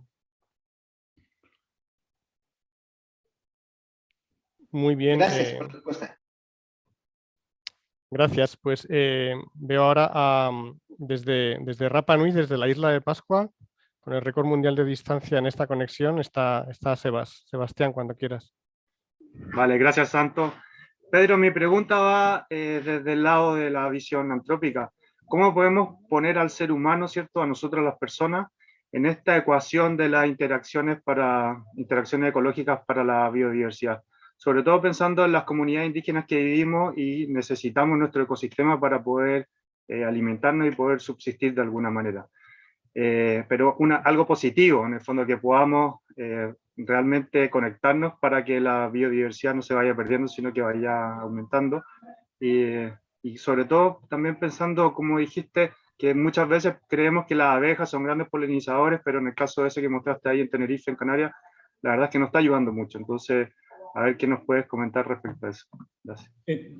Sí, muchas gracias, Sebastián, muchísimas gracias por tu pregunta, que es muy interesante y además es fundamental, es clave, porque igual que para conservar la biodiversidad de especies necesitamos conectar con las poblaciones locales, pues para explicar estas cosas de preservar la función y preservar esa higiene del ecosistema y ese buen funcionamiento del ecosistema, necesitamos también ser capaces de construir esos vínculos, ¿no? En el caso de la apicultura, yo no quiero decir que la apicultura sea insostenible.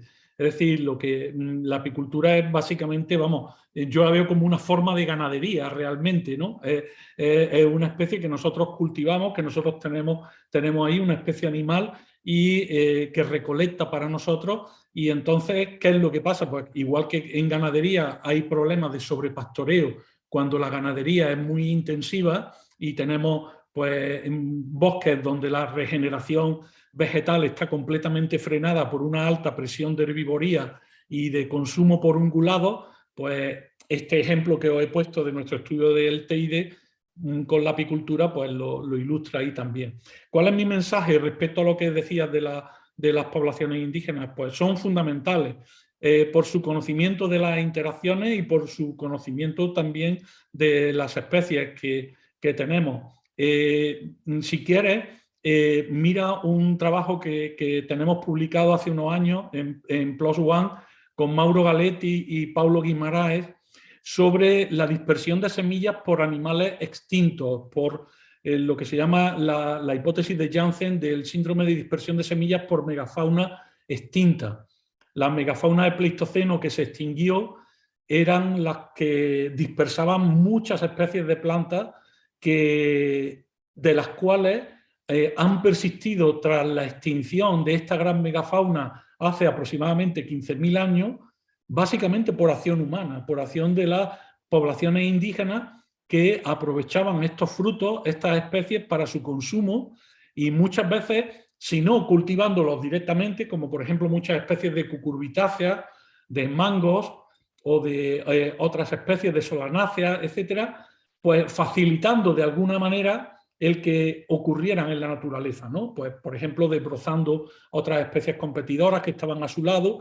Y entonces, ese papel de las poblaciones indígenas en la preservación de esa diversidad de especies que de otra manera se habrían perdido porque la funcionalidad de esos dispersores se perdió, pues han dado lugar a continuación, ¿no? Han dado lugar a la persistencia de esas especies y de hecho ahora pues muchas de las especies que nosotros consumimos en el mundo occidental, por ejemplo, en las cucurbitáceas, berenjenas, calabazas, aguacate, incluso, etcétera, etcétera, son ejemplos de frutos cuyas semillas fueron dispersadas por megafauna extinguida.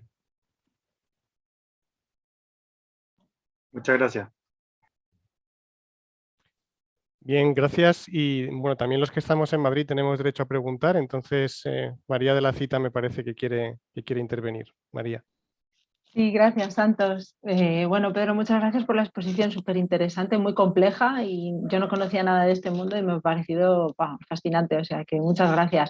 Sí que te quería preguntar si conocéis de todos estos trabajos, no de todos, porque has hablado de miles de trabajos en algún momento, pero si conocéis alguna de estas experiencias y de estas investigaciones que habéis llevado a cabo, si ya se ha traducido al ámbito de la gestión, ¿no? Si se ha conseguido que estas investigaciones se trasladen a medidas concretas en algún lugar. Me ha llamado mucho la atención el caso de Brasil y la mata atlántica, ¿no? Que es súper significativo, y si por tanto pues estas grandes aves frugívoras, ¿no? Que están sometidas a la presión cinegética, se ha conseguido alguna regulación, pues establecer una capacidad de carga o cotas, ¿no? de caza de estas especies, o en Tenerife con lo que comentabas, ¿no? De la apicultura.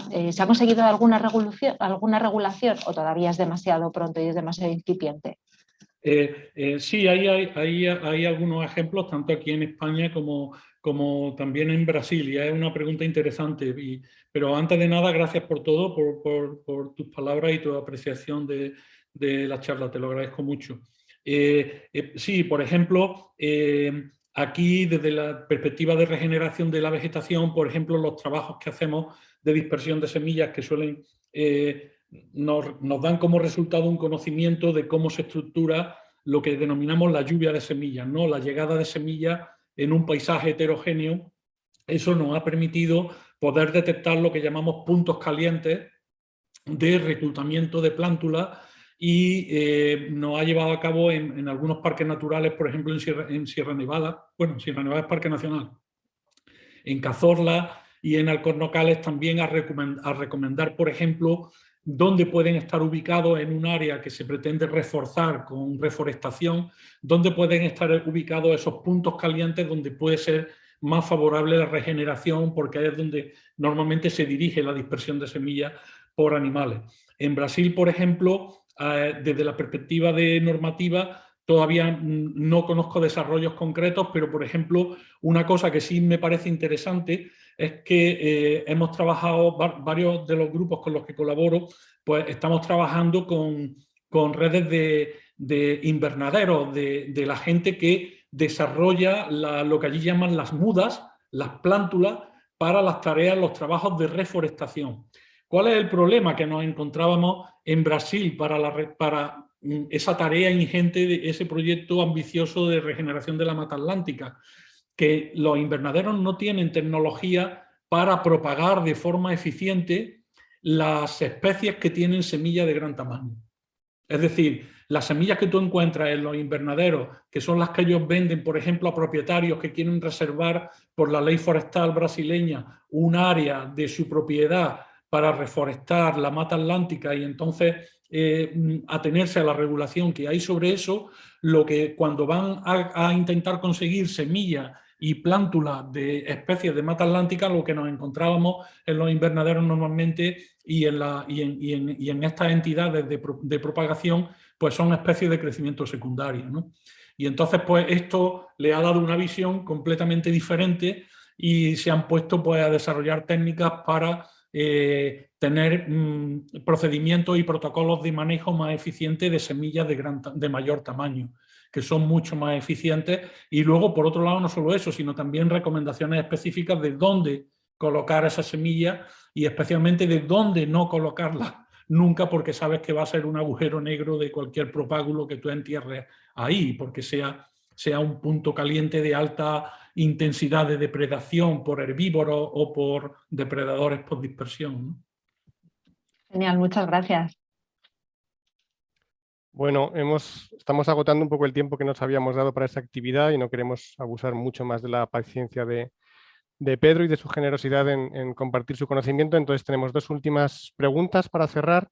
David Hernández desde Canarias, y si te parece, José Manuel, te dejamos a ti el último para que, ya que has empezado, pues también cierres y cumplamos el ciclo. Entonces, David y luego José Manuel. Buenas, ¿se me oye? Sí. Sí, perfectamente. Muchas gracias, Pedro. Muy interesante a la par que compleja, la verdad. No, el tema de la biodiversidad de interacciones, pues quizás se nos había quedado un poco más allá de lo que habíamos llegado todos. Yo, por apoyar un poco tu respuesta a la pregunta de María, casualmente como algunos compañeros, yo soy de aquí de Canarias también y nos llegan bastantes cosas sobre el teide y la apicultura. Quizá mi compañera Lucía, que también es de aquí, me puede ayudar en alguno en la respuesta, porque creo que ayer me dijo que había trabajado en algo de PRUG aquí en el Parque Nacional. El tema es que aquí se hacen los estudios, se conocen las respuestas, se conocen los problemas. En el teide tiene una cantidad de problemas muy grande con diferentes lobbies, sea cazadores, sea apicultores, sea turistas. Y aunque eso, conocemos los problemas, las posibles soluciones, el llevarlas a cabo muchísimas veces es un problema muy grande. Casualmente también el teide ahora mismo está viviendo muchos cambios a nivel normativo entre lo que es el PRUC de la Red de Espacios Protegidos y el plan de gestión de la Red Natura. Me suena que se están intentando unificar y entre esta gran consecuencia de diferentes situaciones, la gestión se complica. Es un poco por aportar el dato para complementar la respuesta.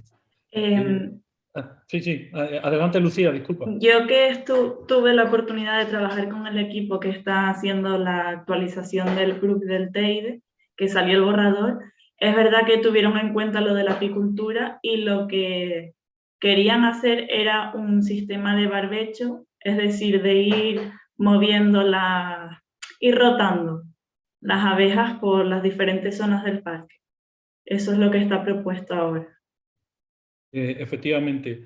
Ahí, muchas gracias, David y Lucía, por eso os podéis imaginar que soy muy consciente de toda esa situación y la problemática que hay ahí, porque el parque usó mucho nuestro estudio para eso y realmente, por ejemplo, nosotros obviamente pues, es difícil decir, oye, hay que erradicar por completo la apicultura de un parque nacional porque estamos mostrando, son efectos que inequívocamente son muy negativos, ¿no?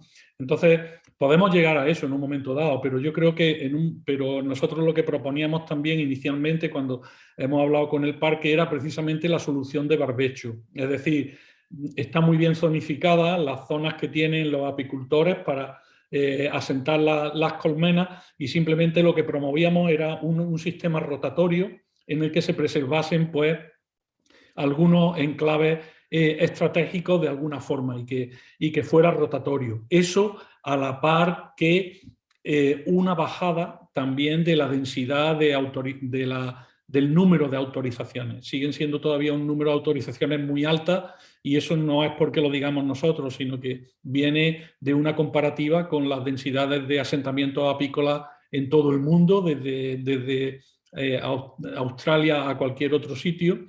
Hay que decir, no recuerdo si lo he dicho, que la abeja doméstica Apis mellifera no es nativa de Canarias. Probablemente los guanches fueron los primeros que introdujeron allí y luego posteriormente, pues desde en los últimos 500 años, desde la llegada de los occidentales, pues obviamente se ha incrementado, ¿no? Y entonces, pues claro, ahora mismo se da como un aprovechamiento tradicional de las partes altas del teide, pero realmente lo que tenemos que ser conscientes es que si queremos preservar la integridad de la flora del teide, que es espectacular porque la tasa de endemismo es impresionante, vamos, tenéis que verlo, es algo increíble, no solo en las plantas, sino también en la fauna de invertebrados, pues necesitamos también contemplar medidas regulatorias sobre esto, ¿no? Entonces, me alegro que en el PRUC se hayan... no tenía información de cuáles son las medidas concretas de barbecho y de protección que se han mantenido, pero ya solo con eso es una acción positiva. Entonces, pues bueno, lo seguiremos viendo y Alfredo Valido seguro que lo está siguiendo desde allí, él está ya en el IPNA, y entonces pues seguiremos con eso. Pero muchas gracias por las preguntas.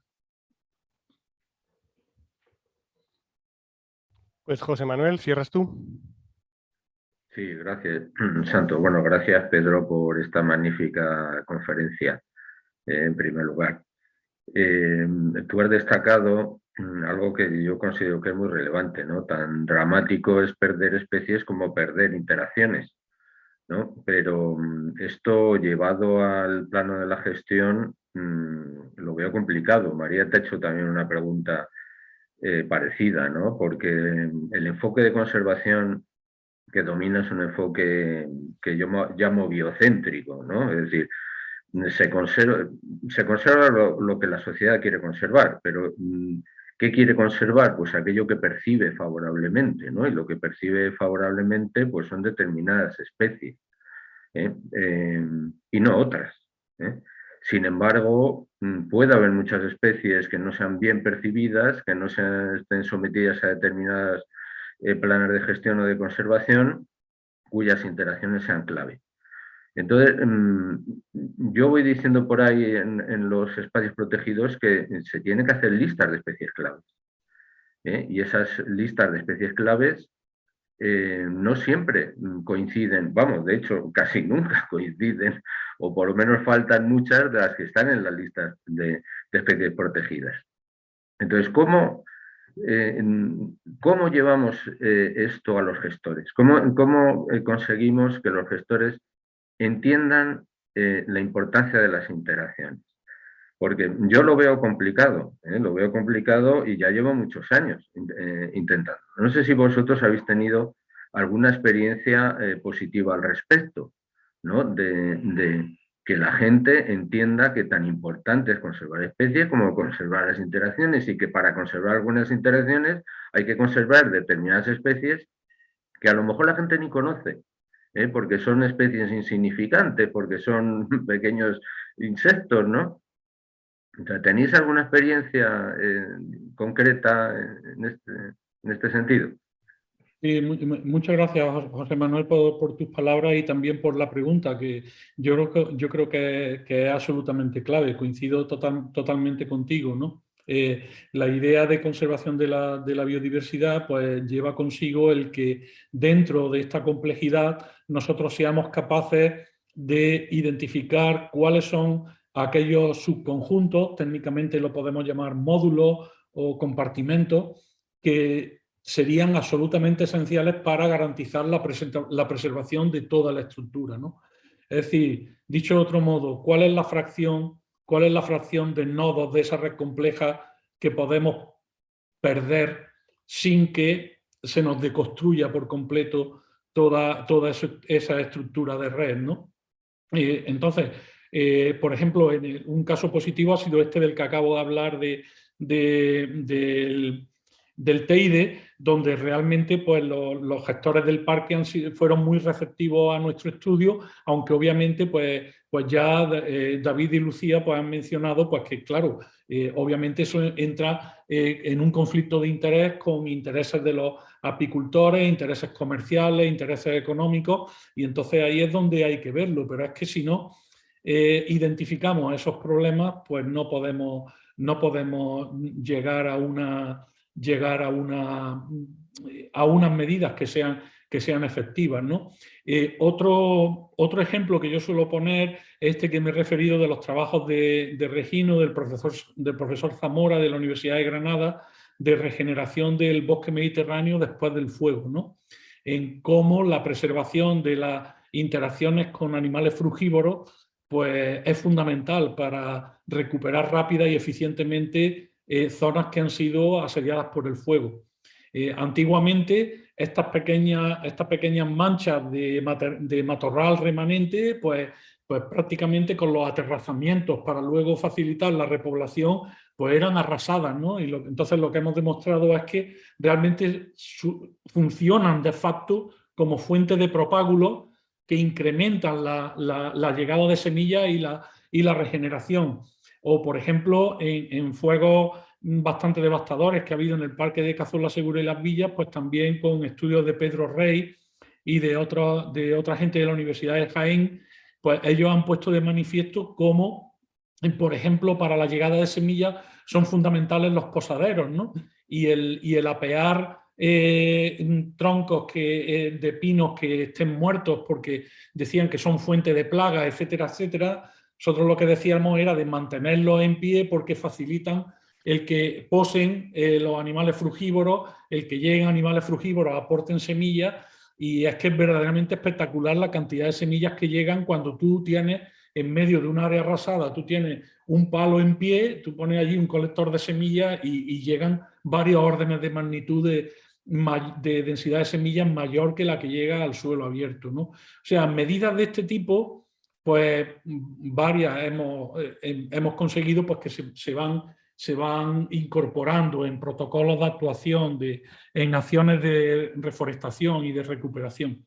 Pero sí, coincido contigo en que es difícil, ¿no? Y yo tampoco no soy partidario de que los científicos caigamos en el síndrome de Cassandra, ¿no? Según el cual nos dedicamos a hacer predicciones que luego pues, no se ven cumplidas, o si se cumplen es con resultados devastadores, ¿no?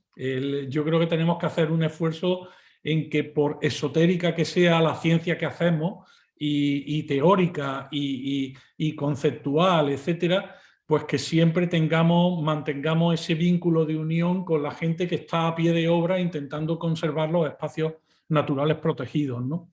Si desde la ciencia de la academia no conseguimos eso, pues estamos absolutamente perdidos. Entonces, es una reflexión que tenemos que hacer, ciertamente, ¿no? Muchas gracias, Pedro. Bueno, yo creo casi Santos, ya le cedo la palabra a Santos. Bueno, os vuelvo a dar la bienvenida a todos. Me alegro además de ver caras que ya conozco, ¿no? De otros años.